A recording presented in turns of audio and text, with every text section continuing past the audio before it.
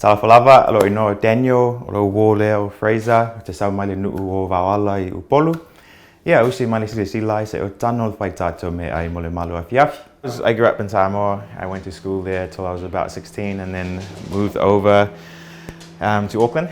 I started off when I was about 10, just making like my own ham and eggs and stuff like that. And then I get my friends around and would make falai rengi and kapisi, and then just real simple dishes. I think back then, I don't know if it's still prevalent now, but back then I thought there was a stigma that men couldn't cook, not just in Samoan culture but in general. So I named it Man Can Cook. I really believe men can cook, and a lot of the chefs or my role models that I followed then were men. A lot of them were men.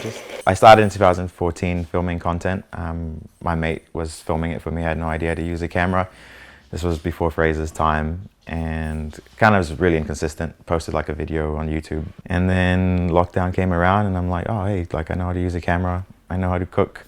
Let's create some content for my members so they can stay engaged during lockdowns and learn how to cook nice healthy meals. Do you have any advice for other men out there who can cook and do what you do as well? A lot of people find cooking challenging, but I mean for me, cooking is a way to kind of just calm the mind. Like it allows me to kind of block out everything else and just focus on the present and the cooking, and that's what kind of just blocks out all the anxiety and all the stress, and can be really present with myself. And so I kind of just dealt with it, focused on what I could control, and I've always found that just being kind to the negativity kind of helps me take it. I started cooking when I was about 10.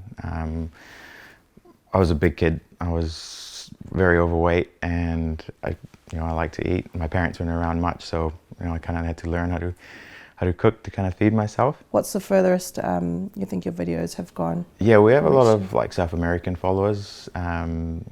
America is our biggest following, and then we've got the UK as well. So it's like New York. The biggest cities would be like New York, London, and then Auckland and Sydney.